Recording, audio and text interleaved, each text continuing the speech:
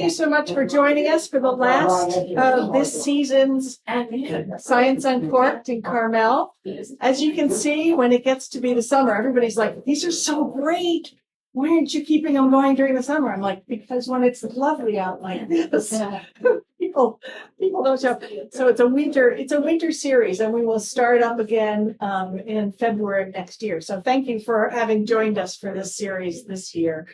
It has been really great. For any of those that you have missed, we have all the talks on our website. So if you look up Science Uncorked and go to the Science Uncorked page, you'll see the coverage of the San Clemente Dam.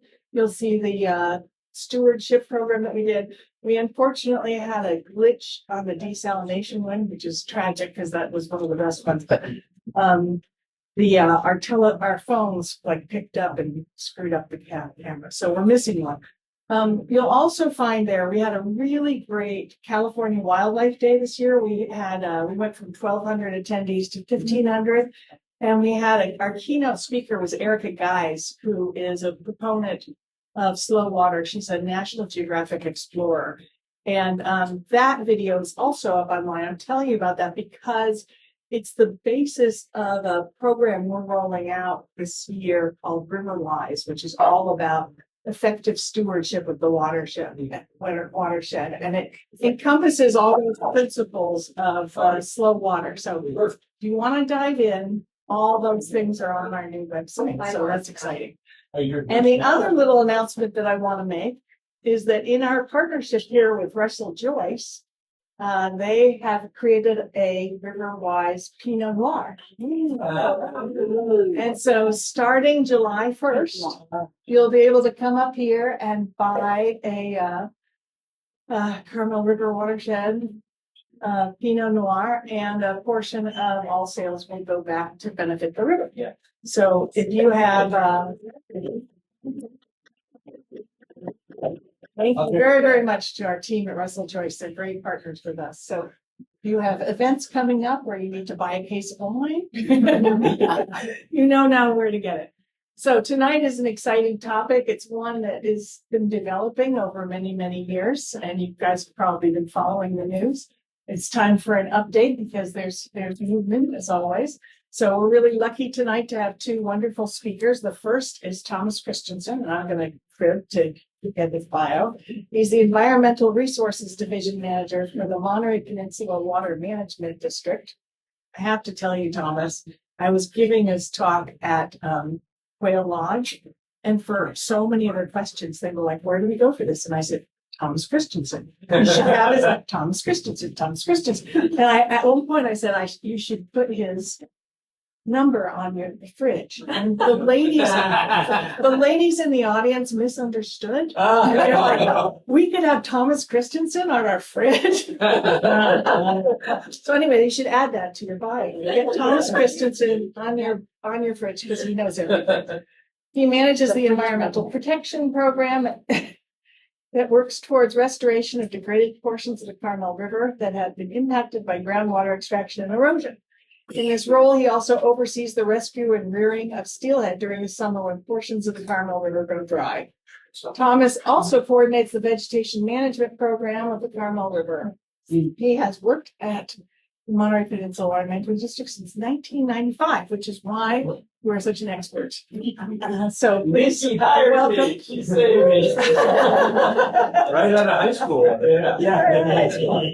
Well, you can't have him on your fridge, but you can have him up speaking today.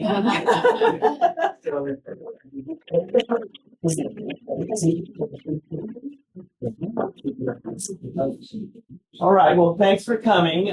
This is going to really be a summary of a report that was finalized in 2023, which was called the Los Padres Dam and Reservoir Alternatives Study. And we'll kind of go through how it was developed and what it really looked at.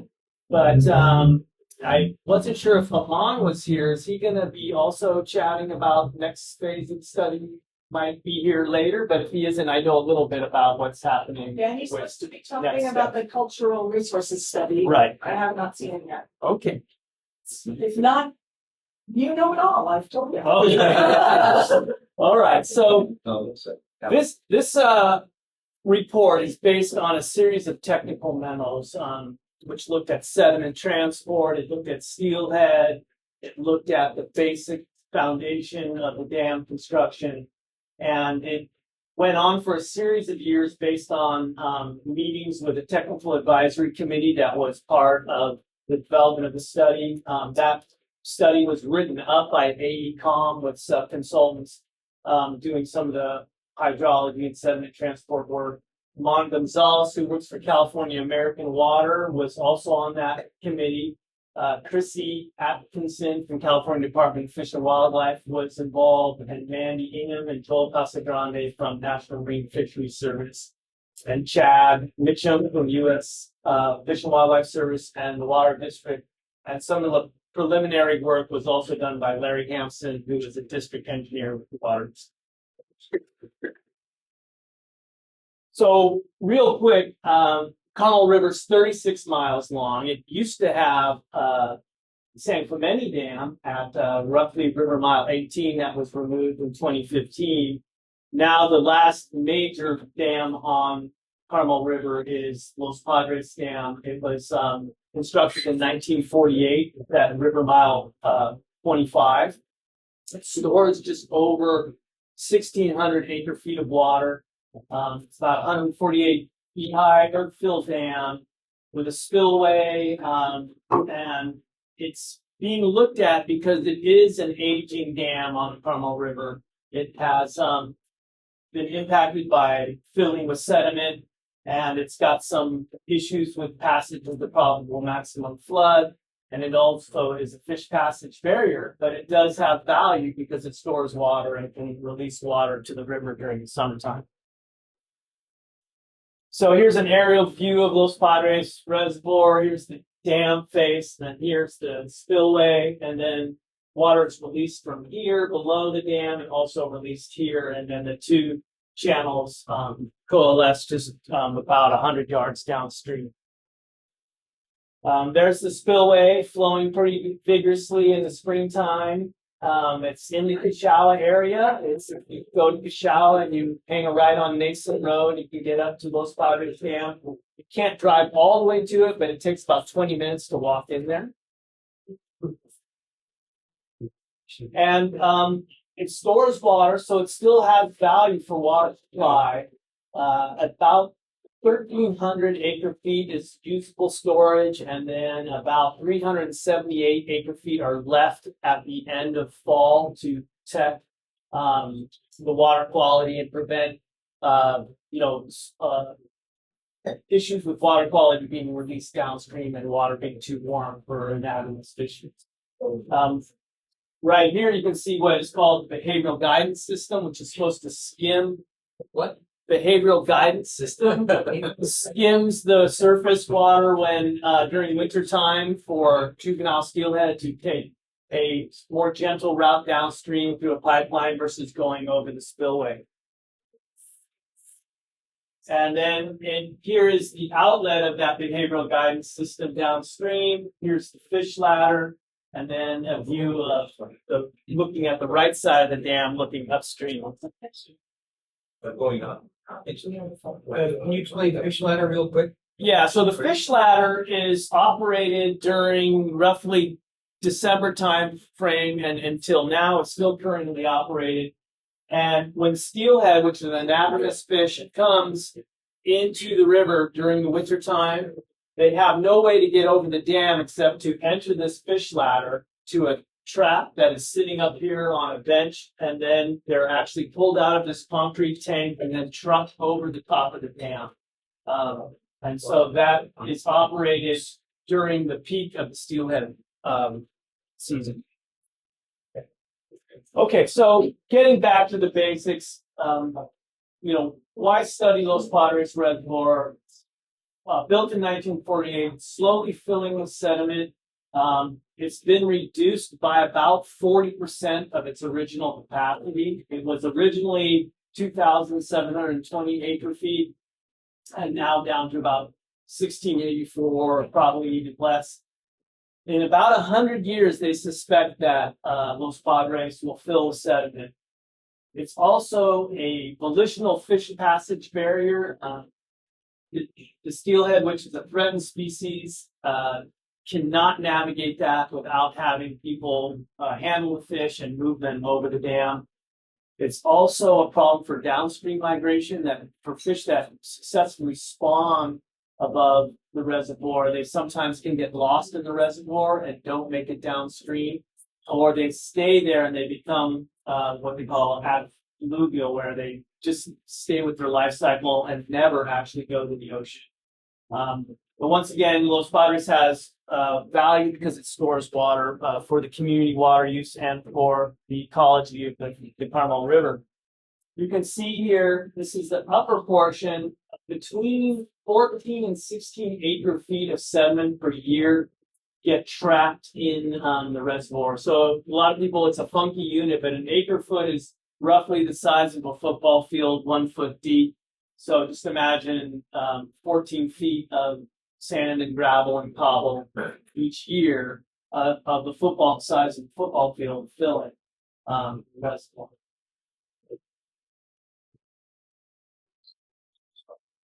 It also has recently problems with landslides. Used to be able to drive into the rear portion of the reservoir. You can see the old road here before, while people were still driving it, right, cut in here.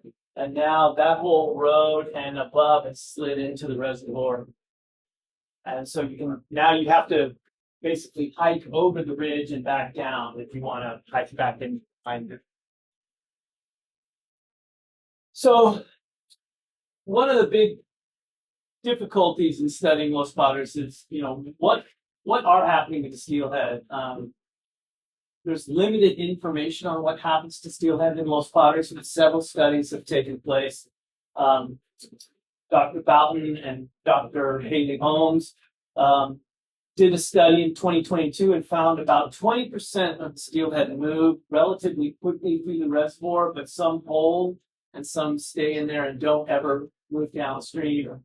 There's also a certain amount of predation for brown trout in the reservoir and migration delays.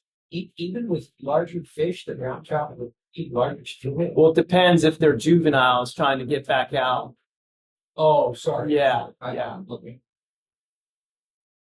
So if you are interested in various aspects of this study, you can go to Google and Google Los Padres Alternative Study. It'll bring you to the district website. You can also go to the Monterey Peninsula Water Management District website.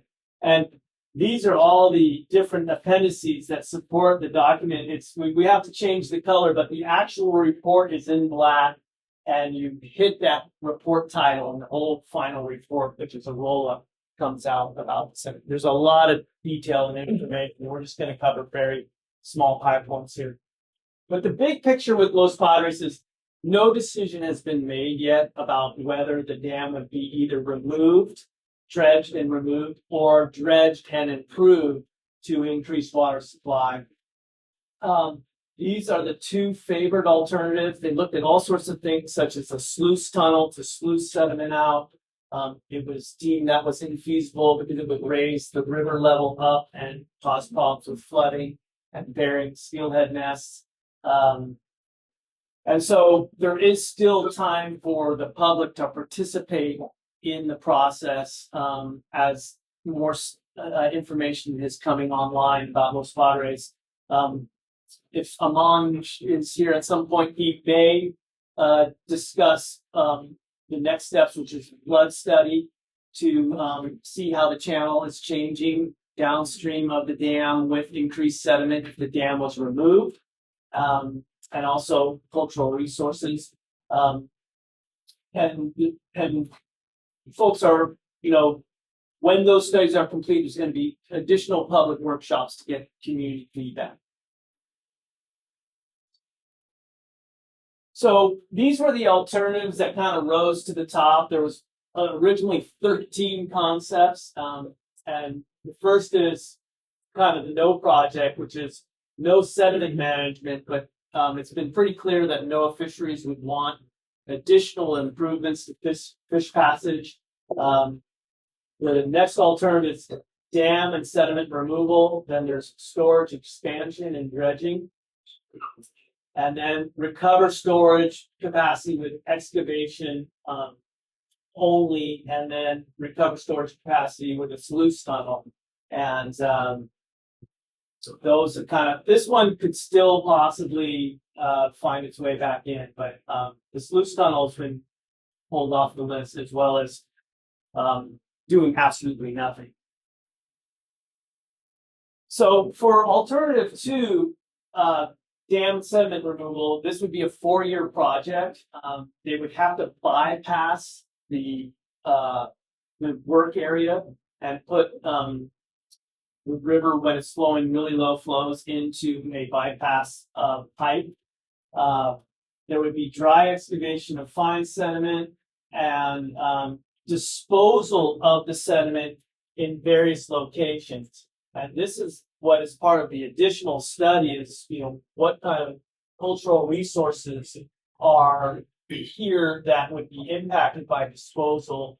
And we're not talking about a few feet of sediment on the ground. We're talking about on the order of, 50 to 80 feet of sediment in certain areas. Is the dam at the bottom? The dam is right here. And then this is if whoever took the tour has been up there, this is that flat area, kind of mesa type flat area. That's where you walk over the Make hill, the turn, yeah. walk around the slide. Yep. Boy, that's a steep. And then there's also a flat area here. Okay. And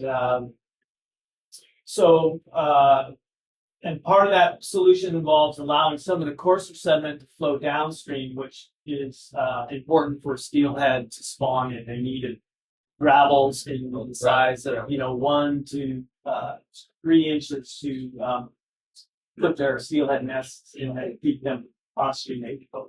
Thomas? Yeah. Where was the area where the original excavation happened, actually builds a dam? It says a perfect dam. That's a great question. I think it was here. Yeah. Because it was, there's a pretty steep slope right up here, and this just seems kind of strangely flat compared to everything else. And maybe from a little bit from the other side. But this area looks less disturbed if you want to go walking. So this concept was used, and it's not new, but this is how they removed San Clemente Dam. They basically buried a pipe and ran it with a slight grade downstream and contoured to get past the work site. And this is the Carmel River entering that pipe when they were working on San Clemente Dam. And that's a temporary diversion when they do. How far down from San Clemente was that in round numbers? How far is San Clemente down? From the dam face, the old dam face? So Los Padres, I think it's about a mile from the upstream end down. So when San Clemente was removed, obviously the dam came out. There was restoration of the channel. They created step pools, and then the riparian area came back in. So that would be another restoration project that would happen once the dam was removed. Some of it would be done with heavy equipment to create, lower floodplain terraces. But I think they learned some lessons and not to try to do it too perfect. The last time, they did a real strict engineering job, and the river had its way with it, and there was a lot of natural recoupment. But this is kind of some of the issues associated with removing the dam, and that is how far is the river going to dry back. This is a graph here that shows with the dam how far the river dries back in different years. And you can see the Narrows is roughly in the Scarlet Road area and just downstream of Garland Park. So you can see that the Carmel River can dry significant distances. And this is changing a little bit now because Cal-Am is not pulling as much water out of the Carmel River. but this is going to be a really interesting year because Calam's taking its legal water right of 3,376 from the river this year. But this is the first year with that legal water right that we're not high rainfall year. The last 2 years have been really high rainfall. So in 2023, with all the floods and high rainfall, the river flowed all year long. Last year, it only dried for about 2 weeks in the Rancho Quinata Reach. And this year, it's going to, we know it's going to dry up. We're just not sure how far based on the legal pumping.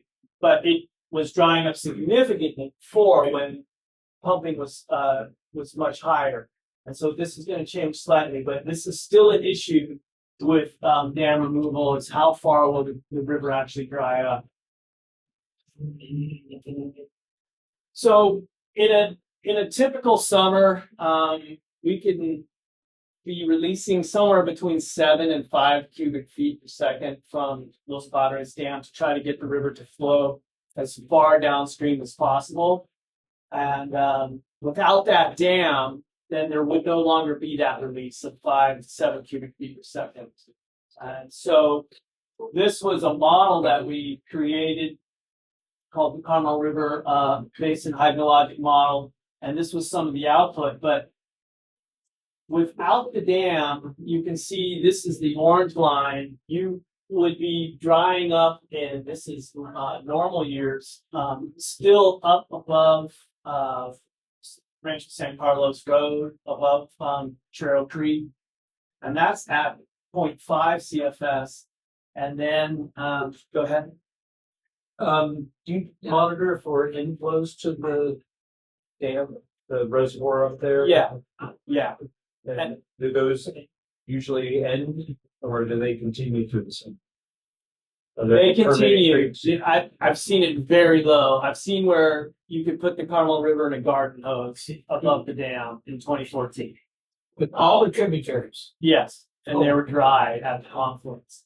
So, and I'm going to have a little plot showing that. That's real data. This is a model, so we take it with a grain of salt, but it's still a useful tool. And now we're talking 3 cubic feet per second. You know, how far would you get 3 cubic feet per second without the dam? You would be drying up very close to just down, or not drying up, but less than 3 CFS below Robles del Rio, right here in the village. And so, I think with multiple drought years, you can anticipate that the Carmel River would dry back pretty far without a reservoir. So pre 1948 flow extent. Well, I think the longest record is from 1958, so it's after the dam was put in. What was the question? When were the earliest gauge numbers of gauging stream flow in the Carmel River? First, the flooding. Is the what? The floodplain. Yeah, I mean, we have quite a few structures in the 100-year floodplain up and down, and that's why the next phase of the study is going to look at what would happen if sediment was allowed to flow downstream. So this is the real data that is measured above Los Padres, and you can see in September, in cubic feet per second, we were down to less than 0.0. less than 0.1 CFS. And those were the worst years that I saw were 2014, and 2007 was really dry as well, and 2013. And then there's other, the worst months are obviously August, September, and October. And you can see some years, if you get a lot of rainfall, you can have up to 1 to almost 10 cubic feet per second. And we really are dependent on good water years to have flow, good flows in the upper portion of the Carmel River that make its way down here. Okay, so then the other alternative is, what if you fixed up the dam, dredged it, you increase the height a little bit, you put on some gates, and you increase the storage capacity. And then you also did fish passage improvements. That was looked at pretty carefully. It would be 1 to 2 years to remove the sediment, using these kinds of methods with excavators and the clamshell. And they would remove the finer sediments in the dam that are closer to the dam face and leave the spawning gravels and stuff that are further back. And they would also have to remove that and then store it on site, and it would not be trucked out because of the cost of trucking. In those areas you pointed out that. Yeah, the same disposal sites. These are examples of kind of what could happen if the spillway was modified. It would include raising the actual dam itself and raising the spillway elevation, because one of the problems with the current dam is it doesn't, based on studies, pass the probable maximum flood. And so that, if we really, really got into some severe weather, that could compromise the spillway of the dam. So the idea is that if you're going to actually fix it, you would fix it to today's standards. How would it compromise spillway? Well, you would have the wing walls on the side could be overtopped or undermined, and you could have water coming over the top to the side and create the erosion. That's a 10-foot, that wing wall was 10 feet tall. Yeah, I don't know the exact Well, you saw it. height, but yeah, it's close to that. That's a beast. That's a lot of water. Yeah. 256 square miles of watershed. Yeah. So the watershed that contributes to the dam is about 45 square miles. And the whole watershed itself is 255. So this includes additional fish passage, which would be a new fish ladder or a new trap and truck situation. There would possibly be a new floating weir collector. They think they've learned some things about the current one, and they would make changes. And this would have to happen regardless of if you had a dam in alternative, you still need to deal with the fish passage. And so these are the cost estimates. To remove the dam, the high end is 142 million, and to dredge it and expand the dam, it's 275 million. These are in $22. And it would probably be obviously going to be refined as more information comes.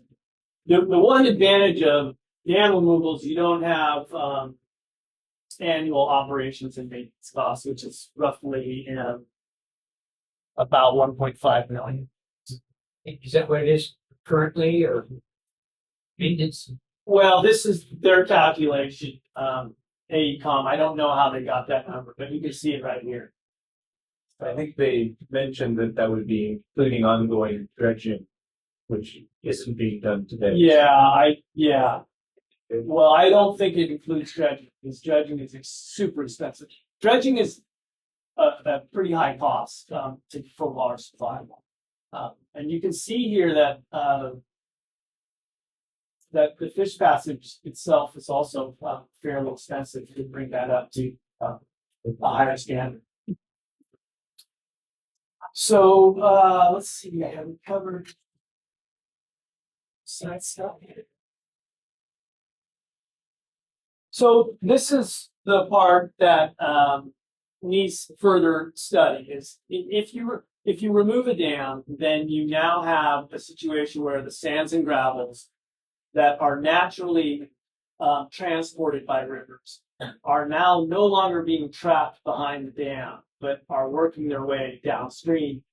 And with a dam removal project, there would be some gravels that are already there allowed to come down. So based on the modeling, they believe that in the Kishawa area that the riverbed would come up about 5 feet. And they need to understand what that means for people that live there, to understand if you get a high flow, what does that mean for flooding for the people in Princess Camp and the houses that are close by to the Shout Creek. With the dam in place, the river continues to kind of down cut and bite down into the channel. It's not necessarily a good thing for steelhead or for bank stability, but that is what would most likely happen. The downstream of the dam is kind of what they call armored right now. There's all the fine stuff has been over many years flushed out, and there's just kind of giant boulders and cobbles down there. So if it was removed, there'd be new finers coming in, finer material. You guys know how many years back it was at the same level as that? We don't have as much survey work there. We have quite a bit more survey work in the lower river when the water district started doing restoration projects, but the lower river is also down cut quite a bit over the years. There's, bridge pilings that are easily exposed for 5 feet, Like some of that sediment replacement would be actually beneficial. Yeah, exactly. It's really finding the right balance. If you get some of the sediment back down there and the right size material, that would be good. You just don't want too much at one time. Except that the Nation Road Bridge looks like there's about 5 foot of clearance. Yeah, You'd be covered. That's why they planned for water from the top. yeah. And that's over Kishawa Creek, that bridge right there that you drive on the way to the reservoir. So, really the biggest difference with all this is with the dam removal, you lose the ability to release water to the river in the summertime, which is then eventually captured by wells and the Callahan system. But then you gain fish passage. And the real struggle is to try to also understand if you're giving up fish habitat in the lower river, are you making it up in providing access to the upper river? And it's not an easy question to answer because the experts believe that steelhead in the lower river are actually, they grow larger before they go to the ocean, which increases the likelihood that they make it back to spawn. But fish traditionally above the reservoir tend to be smaller, but it's been a long time since steelhead have had access to the upper river, so it's kind of a little bit of an unknown how valuable that habitat is. What percent of the steelhead make it to the Boston? It's a good question. This year, the total was 105 steelhead that were trapped in the and lifted over. And what's crazy is last year was only 4, and the year before was only 4. So there is evidence that a lot of steelhead are also spawning below the dam now too, especially in the San Clemente Creek, in the dam, the San Clemente Reach area where that dam was removed, and also here on the Fowler River, evidence of spawning. It's a little bit tough to answer.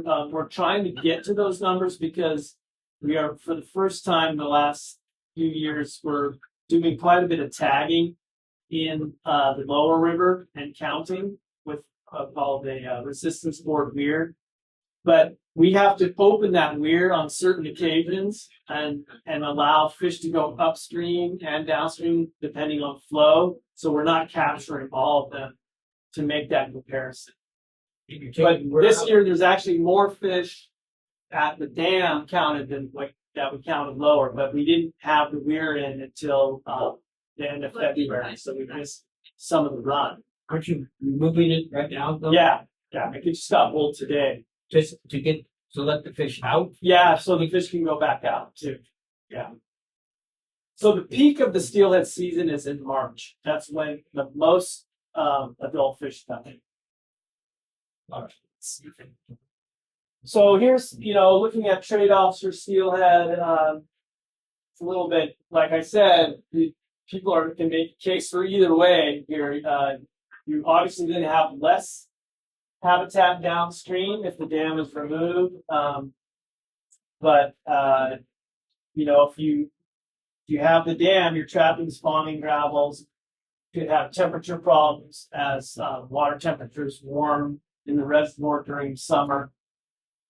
And you're managing fish passage and trying to make it as easy as possible for steelhead to make it. So, it was kind of interesting. There's this rumor out there that Los Padres is built with one bulldozer, but I think we got this from Cal-Am. This is proof that it wasn't just one. They have trucks and there's at least 3 pieces of heavy equipment. And Where's the donkey? yeah, yeah. And so basically the big picture is more studies are coming as far as cultural resources and where they could place the sediment if the dam was dredged or removed. And a flood study is coming out. There's going to be probably at least 2 public workshops to give those results when that happens. And I think the regulatory agencies, which are NOAA Fisheries and U.S. Fish and Wildlife Service, as well as what used to be Fish and Game, but it's California Department of Fish and Wildlife, are kind of taking their time a little bit to understand this a little bit more before they make a decision in regards to Los Padres. Who are the decision makers in all of this? Well, I would say it's Cal-Am, NOAA Fisheries, and the 2 other regulatory agencies. The district has mostly participated based on our knowledge of the river and steelhead issues and the history of restoration on the river. So we've participated on quite a bit of these studies to give perspective. But there's also water rights associated with the dam. So in a perfect world, if it was removed, you could retain those water rights. That's unclear as well. Would be able to take the water rights. And you pointed out that Cal-Am is now pumping at its legal right, but my understanding is that the well users pump a greater degree of water than Cal-Am does. Is that figure correct? If they're pumping about 3,500 acre feet each year? No, they're not quite that high. The well users and the alluvial aquifer are more around the order of around 2,000 acre feet per year. It changes kind of a little bit, but I think the last numbers I looked at were around 2,100. Where's the alluvial? So the alluvial aquifer is the flat floodplain. When you drive down the Carmel Valley, that's the flat floodplain area that the river can flood, but it is also an important distinction because if you drill the well there, you are also impacting the river because it's an unconfined aquifer, sands and gravels. So the more straws in that alluvial aquifer, the greater the impact on the Carmel River. Is that like up to the village? Yeah, it goes all the way to the base. But so right here, this would be considered upland, but down by the Dampier Park and the lower area there, that flat place, that's would impact the river. I was talking river miles, but you're talking Elevation above the low flow channel. And so Garland Park, that's the alluvial flat area that is tied to the river that the State Water Resources Control Board stated is tied to the river, and that's why it's so heavily regulated. That was a really great presentation, by the way. I'm seeing all this information. Can you speak for a moment about the pluses and minuses of the dam, river returning to what I'll call the near natural state that the dam is removed in terms of the species? Because, for example, I understand the red-legged frog, both of a species of concern, Right. thrives when the river dries out periodically. Because a bullfrog can exist, which can do. And I know there's other invasive species that have come into the river system. I'm just wondering if you can help us understand, what are there advantages to returning to their natural state in terms of the species being in, that equilibrium, so to speak, versus the, anthropomorphic body of water, because we like seeing the river wet all the time, but is that helpful to not just steelhead, but to other species, or is it advantageous to have the river be more natural where it does dry out in some cases? It's a hard question to answer. So red-legged frog, they need water until roughly late September. And you're right that bullfrog need 2 years of a wetted area. So in a perfect world, if you just had a pond and you were only managing for red-legged frog, you could reduce the water surface in the pond and maybe have it dry out in late September or October. The red-legged frog would get out, all the bullfrog would die, and they wouldn't have that invasive species. But the issue with the river drying, one of the big problems is you also lose the macroinvertebrates, which are the food source for all the organisms in the river, and it takes a while for that to recover. And a lot of people say that, obviously before there was a lot of pressure on the Carmel River, it did go dry in the lower sections in drought years. But a lot of people said there were pools where things could hold up until winter time. And that's really what's happening in the upper river. There in dry years there's low flow, but if it got really bad, there should be pools where steelhead and red-legged frog and other organisms could hold on. And so this is a really complicated question because there's also advantages to having the natural sediment flow downstream, which is also good for macroinvertebrates. All those fine, not the fine, but the gravel-sized sediments that are being trapped are preventing macroinvertebrates from populating right downstream of the dammed food source. So there's clearly advantages of removing it, and there's clearly advantages of leaving it in. And I think that's why more work is done to try to understand the real impact to steelhead and other species. Is there more talk about that invasive called the mud snail? Oh, the New Zealand mud snail. Yeah. Yeah, I mean, it would clearly help if it dried out, to get rid of that. And the piece too that's important, if I can add something for the next question about this question going back to a natural state, is that there are so many different pieces that have been interrupted that it's almost impossible to talk about in terms of one project. So one of the really interesting projects that has recently been completed by the Carmel River Task Force has been fish passage barrier removal. And the reason behind that is, we've got the big barrier dams, but you also have all the fish passage barriers on all the different properties on the creeks. And so steelhead, prior to the dam, would, when it dried up in the summer, would go up into the cooler waters of the creeks up in the mountains, and that's where they would hang out until the water came back and they'd come back down.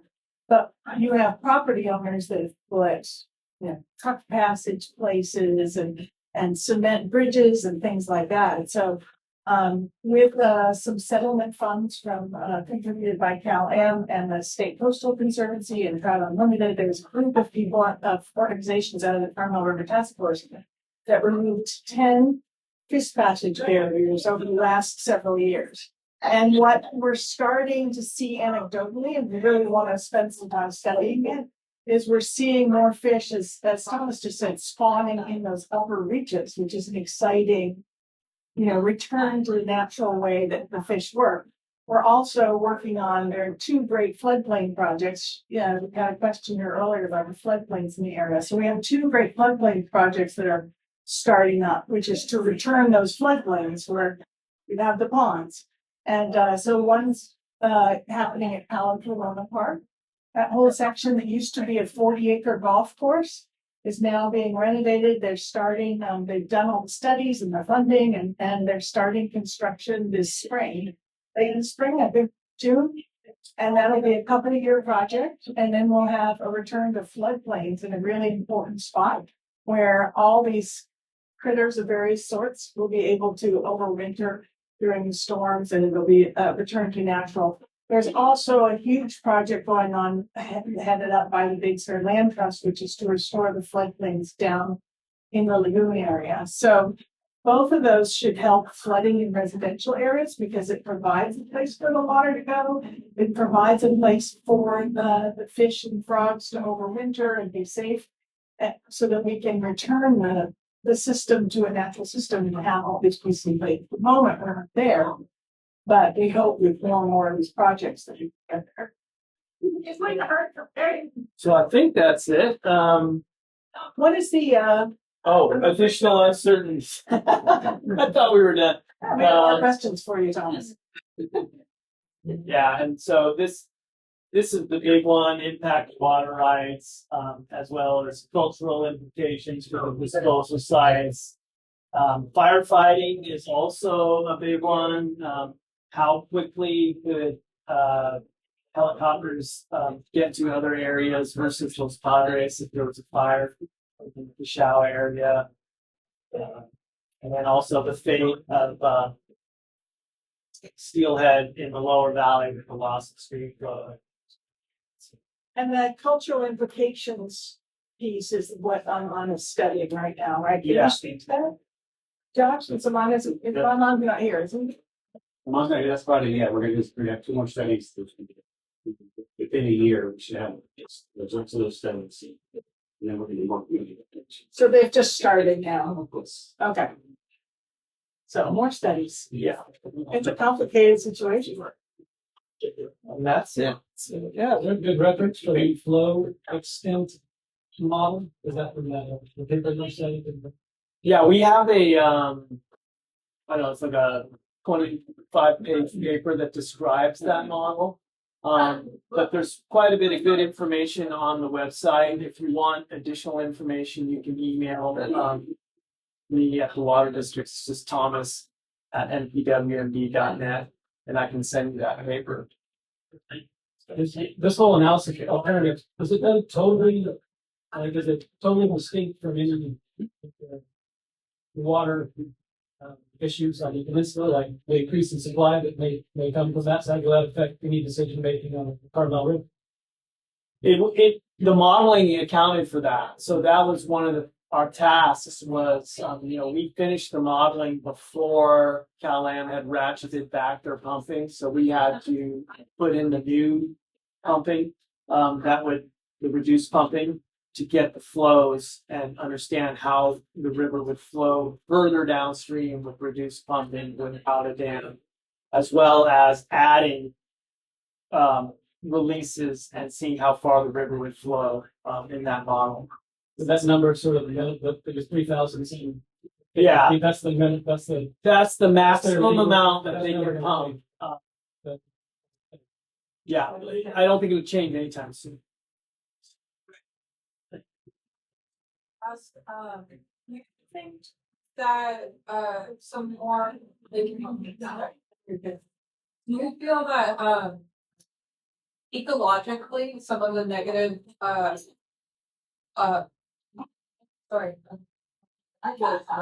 think some of the negative downside about the dam could be meaningfully mitigated by natural alternatives.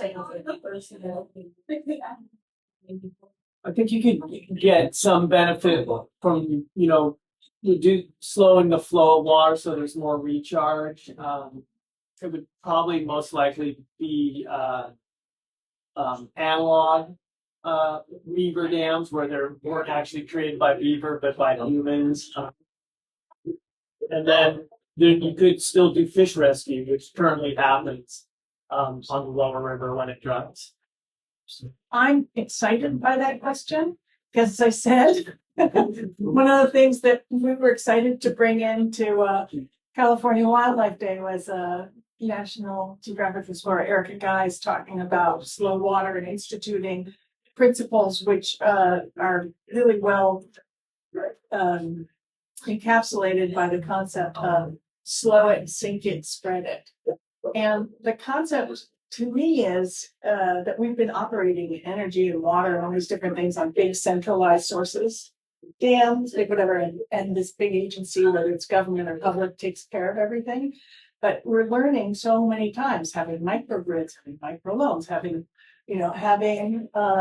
personal responsibility to steward your land so that you sink and spread and store water.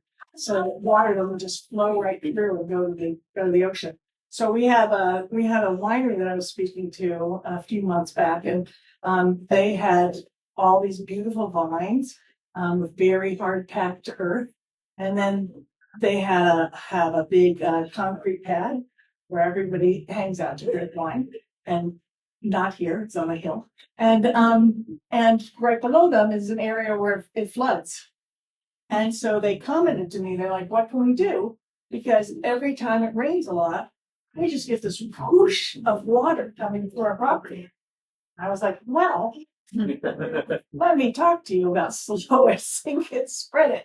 Because they basically created a completely non-porous, huge, multiple tens of acres of property where that water is just running off rather than being captured by the soil.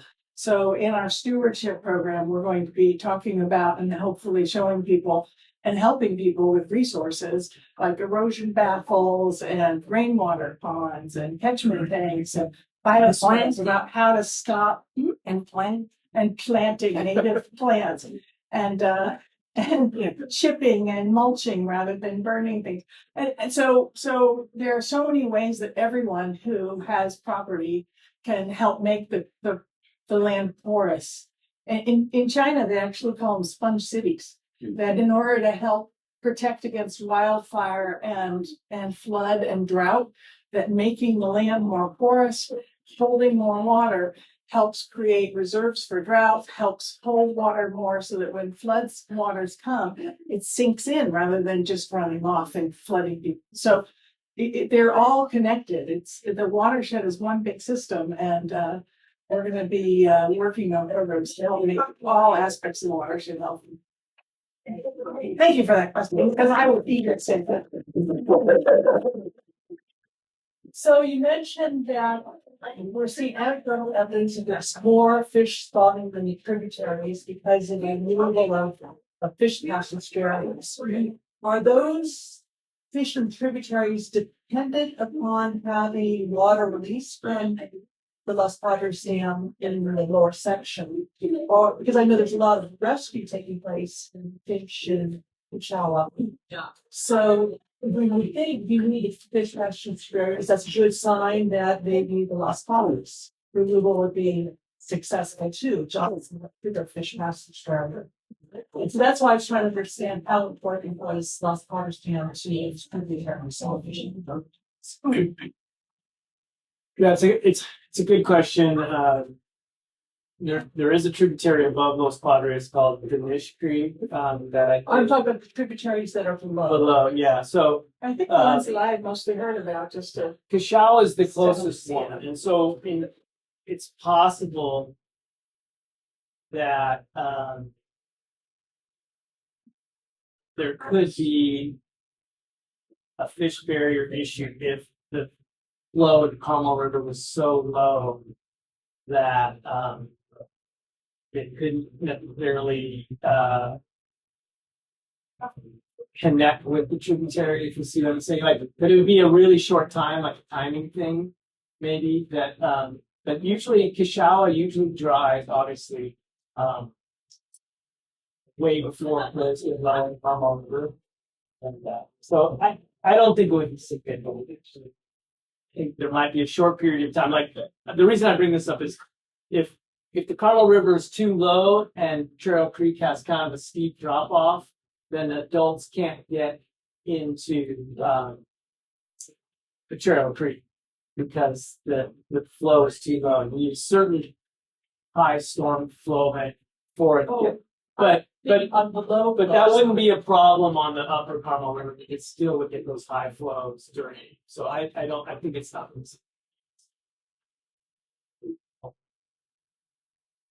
So Thomas, I wanted to respond to Michael's question about negatives and positives about removing the dam and not having that linear flow in the lower river. The fluctuation of the water table when the lower river goes dry for, every other year or whatever, has a really negative impact in the root zone for the riparian plants. And the riparian corridor will degrade over time. With the fluctuation of the water table, Right. years where it isn't high. And that will essentially impact all kinds of wildlife, not only aquatics, but certainly birds and mammals and the fundamental integrity of our area. And that then, the degradation of the root zone leads to increased erosion of the banks. That's true. And all kinds of potential impacts on bridges and property owners. So there's an extra thing to think about. Yeah, that's a really good point. It's easy to get too focused on steelhead and red-legged frog, and as Nikki pointed out, the Carmel River in the 70s and 80s had very few trees in the lower river and was really susceptible to erosion because of the groundwater extraction was bringing the water table below the root zone. The trees then dry out and die, and then you get these high flows in the wintertime, and it was like shooting a garden hose at a sandbank. So, the riparian corridor has recovered quite a bit, but it's still not out of the woods. Thomas, if I might just add on to that. So I'm not arguing for or against one or the other. I'm trying to understand the information. Right. There's been over the years a lot of focus on returning things to a natural. I don't call it natural. I'm calling it a near natural. Right. I don't want to get caught up in what's natural. Yeah. But if it were near natural, that the river periodically dries out, even though there are negative impacts that we can measure based on our human view of what is good and what is bad, that doesn't, in my mind, that doesn't fully address the question of if that is near natural. Maybe there are things we're not measuring that we're missing because, we associate water with life, with trees. I get all that. I'm not arguing one way or the other. I'm simply saying that if in fact near natural is what how it was created, so to speak. Right. I'm just saying that's something that I think is important to take a look at and take off our anthropomorphic glasses and look at it more from a holistic watershed viewpoint. Right. But I'm not arguing. I'm simply saying that I think it's important to focus on because we measure the things that we think are important. Right. But there's a lot of things that we're not measuring. Right? Yeah, that we might not be aware of. It's true. Oh, sorry. Go ahead. What are the cultural factors that will be analyzed in the states? That's what we're gonna find out. There's a lot of Native American, some Native American side that So it's basically or fast or cultural sites. It sounds like the decision, if the decision were to be to remove it, that it would just be like the amount of lawsuits, in relation to like increased property value and resident structure. Is that expected? It's hard to say. I mean, the removal of San Clemente Dam was an easier decision because it didn't store water. And there was some fear of lawsuits with additional sediment coming down, but none of that has happened. It's tough to say. I don't know. It's a good question. I mean, you could foresee someone who lives close to the river who, depending on the release from the reservoir, saying you've impacted my property, so, and that could happen in the shower. Back to the sea line, I was curious about the pros and cons of the different, if the dam or not, the different types of fish ladders. I know like right now they go up to the holding tank, you have to have a truck to move them up. I mean, I obviously you're able to count the fish. If there's a fish ladder that just goes straight up into the dam or any other types of fish ladders. So, Yeah, I think that is being considered pretty seriously because they like to eliminate the handling element. And San Clemente had a fish ladder where, in theory, they just came up and went over and they weren't handled. And so that is part of the design for a consideration. They even looked at that kind of just that swoosh or whoosh where they go into that almost like tube and get sucked through. is that what the juveniles get? The juveniles are in the flow though. They're in the flow. It's not under a vacuum to pull them off, but they're finding out that the juveniles, a lot of them prefer to go over the spillway, so that's why they want to try to figure out if that behavioral guidance system needs to be. It's like a slightly underwater flat plate that skims the surface. I want to maybe make some improvements. Does that take a long go out when it was fall on go away? Yeah, well, they're more susceptible to injury going Oh, out. so, So yeah, that's why they're trying to run. We thank you so much, Thomas. We always do a good job of sort of wrapping up our Q&A right about at 6:30 when we need to end. Okay. We've always promised Joyce that we'll be out by 7. So after we finish chatting, if you could take your wine and enjoy it outside, that would be awesome. I hate keeping the staff longer than we need to. So even though Science Uncorked won't be happening through the summer, we'll go anywhere. So as I said, Quail Lodge invited us to come when we spoke to their members and we talked for 2 hours about water and they asked every question they could come up with and I gave them all kinds of answers. So we had some really great conversations and some great follow-up. So if you have a community or a group of neighbors or people, I'll come talk to anybody and bring in supporting chats as needed. The people would be very. Kashawa would be great. It's such a fascinating Let's do area. it. So keep looking at CarmelRiverWatershed.org for all those different things I was talking about, especially the line coming in July and more new programs rolling out. But thank you so much for coming and participating in this. We just really believe that it's important to talk about the facts about water rather than yelling across each other. We want this water. So thanks so much for joining us.